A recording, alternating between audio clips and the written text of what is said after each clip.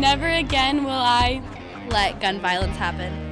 We will never let something like this happen in American history again, just the whole string of school shootings and gun violence. It means a feeling of being safe in a place that I've come to learn. Nothing should happen like that, you know? People shouldn't lose their kids. It means that ensuring that our schools are safe for the future and that every student feels safe in their classroom. Hashtag never again means to me that we are standing up for our rights as people, because when we were born basically in America, we're promised that we have a certain amount of rights that before we're able to vote, we are going to be protected and we're going to be able to go to school and get an education. It's the law to go to school until you're 16, and you really have to go to school until you're 18 if you want a life and a future. So by telling us that we have to choose between going to school or possibly getting hurt in the process, you're telling us that either you don't value our safety or you don't value our education, and you're telling us to pick a life and a future over being alive. I think it means that we're prioritizing students and student well-being above political agendas. To prevent more school shootings and mass shootings in general. I don't think school shootings should happen as frequently as they do in America, or at all, ever. I think never again is more of a call to action than what we've seen in previous school shootings. What we usually see is like thoughts and prayers and kind of vague promises to change, and things never change. So never again is kind of the students and citizens calling our government to action. The majority of people want reform, and I think we need to give it to them because we're paying our politicians to do their jobs and support us and represent us.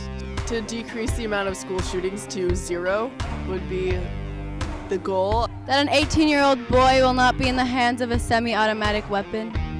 And for our government to have stricter gun laws. It means Donald Trump taking action. This week is organized because a lot of students are really scared with the whole political situation right now, as well as gun safety.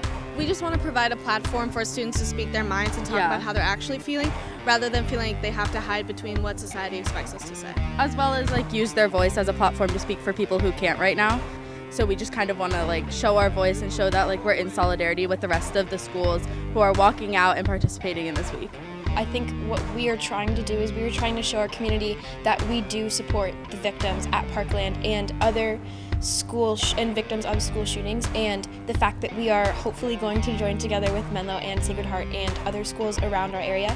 That shows that our schools in the Bay Area, we are in support of these victims, and we are willing to walk out of school and miss assignments and everything like that to show that we are dedicated to a cause and we are dedicated to help everyone else around us. All the schools uniting to walk out symbolizes us trying to take action, because all the years before this, politicians have always said, this is not the time to talk about it, but in reality, it is the time to take action, and so that more lives aren't taken by these war weapons. So what does the walkout mean, and why is Menlo-Atherton doing it? So there's this misconception, I think, among a lot of adults, and for the last walkout Menlo-Atherton had, that the walkout is here to change something, or we as students are so naive that we believe that walking out of the school will do something. No, that's not what it is. It's a form of protest. It's a form of getting together and showing that it's a support. I think that instead of using the word walkout, we should be starting to use the word rally, because we're going to hold a rally on the day. That's where the end location of the walkout is.